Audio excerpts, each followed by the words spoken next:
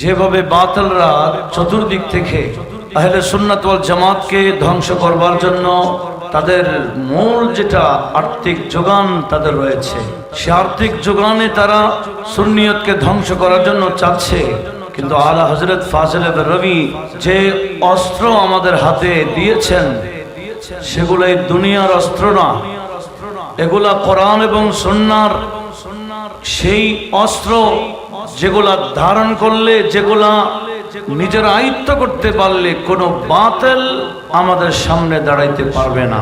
যেভাবে পারেনি আলা হযরতের হীন হায়াতে জীবন দশায়, সেজন্য আলা হযরত বলেন মুলকে সুকুন কি শাহী तुमको रजा मुसल्लम जिस समते आ गए हो सिक्खे बिठा दिए हैं। যেই দিক থেকে আসুক না কেন আলা হযরতের কলম দিয়ে সব বিষয়কে দুলিশাত করে দিয়েছেন। এমনকি সবাই আলা হযরতের এলমের সামনে সরে খাম করার, মাথা ঝুঁকাই দেওয়া ছাড়া আর কোনো উপায় ছিল না। একটু বলুন মারহাবা। কিন্তু দুঃখের বিষয়, আলা হযরতকে যেভাবে প্রচার করার দরকার ছিল আমরা সেভাবে করতে পারিনি। আলা হযরত এই তরজমাতুল কোরআন যেটা, এই কানজুল ঈমানকে আমাদের ঘরে ঘরে রাখার দরকার ছিল। এখন বাতিলদের তরজমা আমাদের ঘরে ঘরে, কিন্তু আমরা আমাদের আলা হযরতের এই বিশুদ্ধ কোরআনের তরজমাটাও ঘরে ঘরে পৌঁছানোর ব্যবস্থা আমরা করতে পারিনি। আলা হযরতকে অনেকে চিনে না, ওনাকে আলা হযরত বলবে কারা? যারা আলা হযরত ব্যাপারে, ওনার এই জ্ঞানের ব্যাপারে যারা জানেন, যার জ্ঞানকে আমার আল্লাহ এত ব্যাপকভাবে দান করেছেন। ইনি শুধু এই দুনিয়াতে আসার পরে বড় একজন খতিব, বড় মজলিসের মধ্যে ওনাকে আলা হযরতের খেতাব দেবে এরকম নয়। এই আলা হযরতের উপাধি উনি ছোটকালে পেয়ে গেছিলেন। ওনার বয়স যখন 10 বছর, এক ফকির ওনাকে ডাক দিয়েছেন আলা হযরত বলে। এটা অনেক আল্লাহ প্রদত্ত। আলা হযরত দুনিয়াতে আসার আগে, আমার নবীজি দুনিয়াতে তশরিফ আনার আগে যেভাবে হযরতে আমেনার কাছে বিভিন্ন নবীগণের সে শুভ সংবাদ দিয়েছেন, হুজুর গৌসে পাক শাহী বাগদাদ দুনিয়াতে আসার আগে যেভাবে বিভিন্ন কুতুব আকতাবরা, আউলি কেরামরা ওনার আম্মাজান আব্বাজানের কাছে শুভ সংবাদ দিয়েছিলেন, ঠিক আমার আলা হযরত ফাজিল বেরলভী দুনিয়াতে আসার আগ থেকেই ওনার আম্মাজান, ওনার আব্বাজান, ওনার দাদার বিভিন্ন খাব হইতো, যেই খাবের মাধ্যমে ওনারা বুঝতে পেরেছেন যে ওনাদের ওরসে আল্লাহ এমন এক সন্তান দিতে যাচ্ছেন যার জ্ঞান কত হবে কেউ মাপতে পারবে না। এটা এই জ্ঞান কোন উনি অর্জন করে পরে শুধু অর্জন করেছেন তাই না, এই জ্ঞান সরাসরি আমার নবীজি ওনাকে দান করেছেন।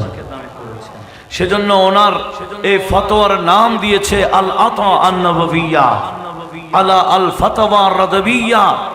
কেন? আলা হযরত ফাজিল বেরলভী রাদিয়াল্লাহু তাআলা একটা বিষয়কে প্রমাণ দেওয়ার জন্য আগে যথেষ্ট কোরআন শরীফের আয়াত দেন, তারপর রাসূল পাকের অনেকগুলো হাদিস দেন, বিভিন্ন কিতাবের ফিকর কিতাবের উদ্ধৃতি দিয়ে ওই মাসআলাগুলা প্রমাণ দেয়।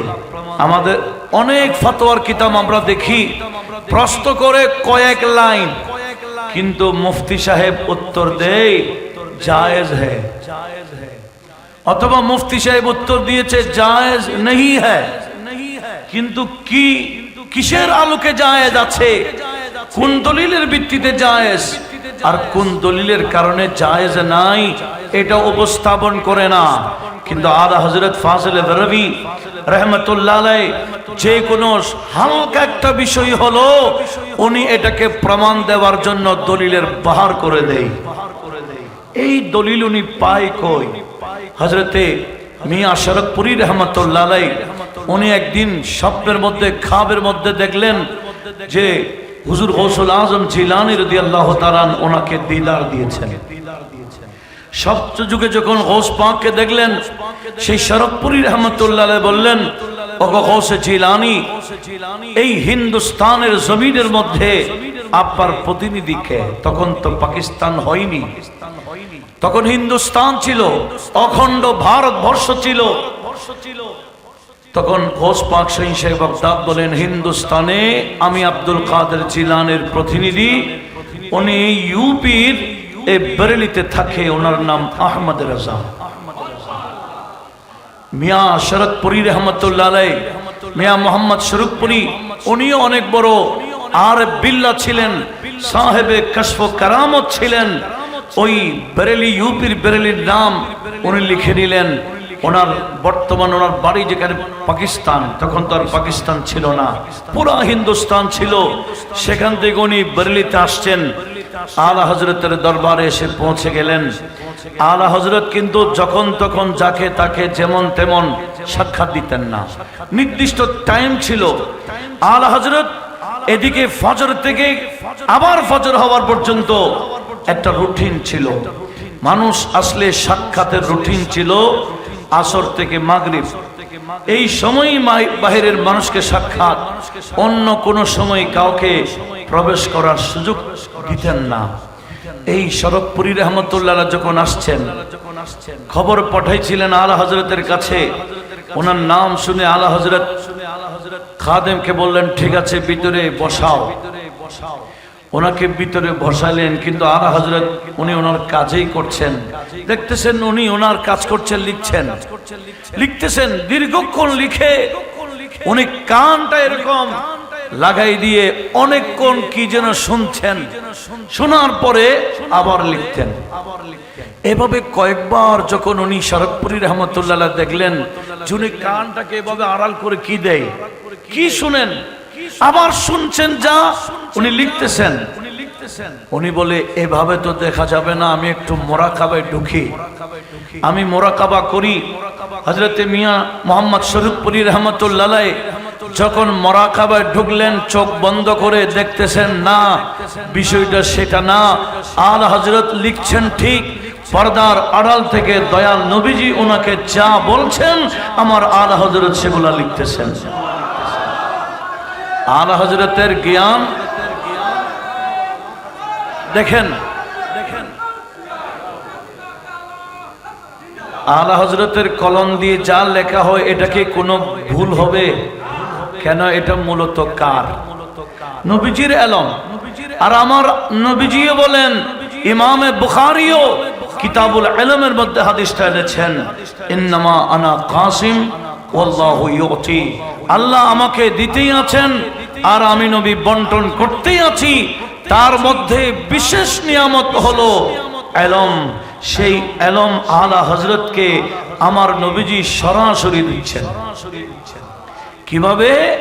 ওই যেভাবে দেওয়ার দরকার সেভাবে আলা হযরত নবীজির থেকে যা শুনছেন এগুলা লিখতেছেন। এভাবে আলা হযরত যার কারণে কিতাবের নাম দিয়েছে, এটা আমি লিখেছি ঠিক, কিন্তু এটা আল আতা আন-নববিয়্যা, এটা আমার নবীজির নাম। সেজন্য আলা হযরত শুধু এরকম আলেম ছিলেন যে যেখান থেকে প্রশ্ন করতেন আলা হযরত তৎকালীন উত্তর দিতেন। আলা হযরতের যিনারা রাইটার ছিলেন, আল্লামা সফরউদ্দিন বিহারীর মতো, উনি আলা হযরতের কাতেব ছিলেন। আলা হযরতের বড় বেটা মুফতি আজম হিন্দ মুস্তাফা রাজা আলা হযরতের রাইটার ছিলেন। হযরতে আল্লামা আমজাদ আলী রহমতুল্লাহ আলাইহি, যিনি বাহারে শরীয়ত লিখেছেন, উনি আলা হযরতের রাইটার ছিলেন। আলা হযরতের রাইটার ছিলেন আল্লামা নাঈমউদ্দিন মুরাদাবাদীর মতো জগৎ বিখ্যাত বড় বড় ওলামারা।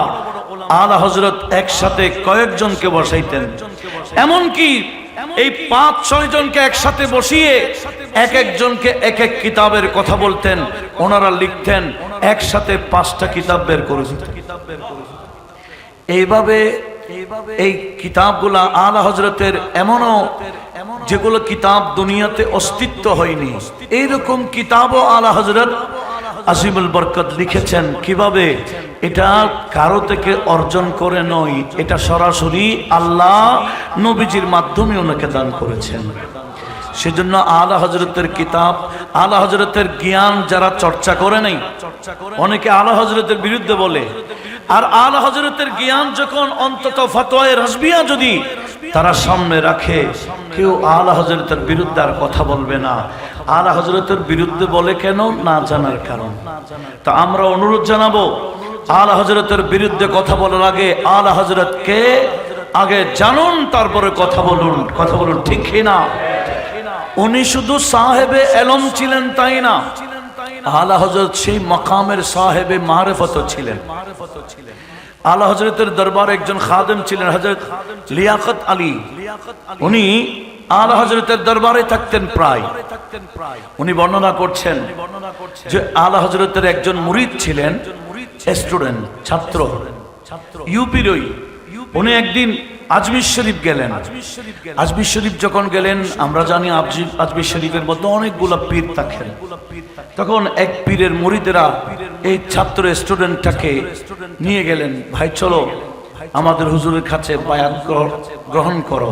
উনি বলছেন আমি তো বরেলির আলা হযরতের হাতে বায়াত গ্রহণ করেছি। সে বলছে ইনি তো শরীয়তের আলেম, আপনি তো শরীয়তের বায়াত গ্রহণ করেছেন, আর ইনি হচ্ছেন তরিকতের পীর, এখন তরিকতের বায়াত গ্রহণ করেন। এই ছাত্র মানুষ বুঝতে পারে নাই, মনে করছে হ্যাঁ উনি বড় আলেম, এটা শরীয়তের কি হবে, বায়াত হবে, আর ইনি আজমির শরীফের পীর, নিশ্চয়ই এটা তরিকতের বায়াত হবে। এরা ওনাকে এরকম যখন বুঝাই দিলেন, উনি ওনার হাতে বায়াত গ্রহণ করে ফেলেছেন। ওই রাতে ছেলেটা যখন ঘুমাই গেল, দেখতেছে আলা হযরত রাগান্বিত অবস্থায় ওই ছেলেকে বলছে, আমার সাজারা আমাকে ওয়াপস দাও, আমার সাজারা আমাকে দিয়ে দাও। তুমি আমার হাতে বায়াত গ্রহণ করে আরেকজন হাতে বায়াত হয়েছো। তুমি মনে করেছো আমি তত্ত্ব জানি না? কোথায় আজমিরে আরেকজনের হাতে বায়াত গ্রহণ করেছেন। আর আলা হযরত তখন জিন্দা ছিলেন। উনি আলা হযরত সে অবস্থায় এগুলা জেনে ফেললেন। তাহলে এগুলা কেমনে জানেন? শুধু সাহিরি আলেম ছিলেন সেজন্য না, আলা হযরত বাতিনি এলমের অনেক বড় সম্রাট ছিলেন। সেজন্য এই আলা হযরতের এই চর্চাগুলো গোটা বাংলাদেশ নয়, শুধু গোটা বিশ্বব্যাপী। বিশেষ করে আমরা যদি চাই প্রত্যেকটা সেমিনারের আগে আগে, এরকম কনফারেন্সের আগে আগে অন্তত একটা আমরা যদি আলা হযরতের লিখিত কিতাব যেগুলো যুগোপযোগী, সেগুলাকে অনুবাদ করে আমাদের মানুষের কাছে আমরা পৌঁছে দিতে পারি, ইনশাআল্লাহ আগামীতে এই ধরনের অনুষ্ঠানের আগে অন্তত একটা হলো কিতাব বাংলা যাতে উপহার পায়, এভাবে আমরা যাতে এগিয়ে আসি, অনেক সুন্দর হবে। আল্লাহ পাক সুবহানাহু ওয়া তাআলা আমাদের সবাইকে আলা হযরতের চর্চাকে আরো ব্যাপকভাবে করার তৌফিক দিক। আমিন। ওয়া মা আলাইনা ইল্লাল বালাগ ওয়া আখিরু দাওয়ানা আলহামদুলিল্লাহি রাব্বিল আলামিন। আসসালামু আলাইকুম ওয়া রাহমাতুল্লাহ।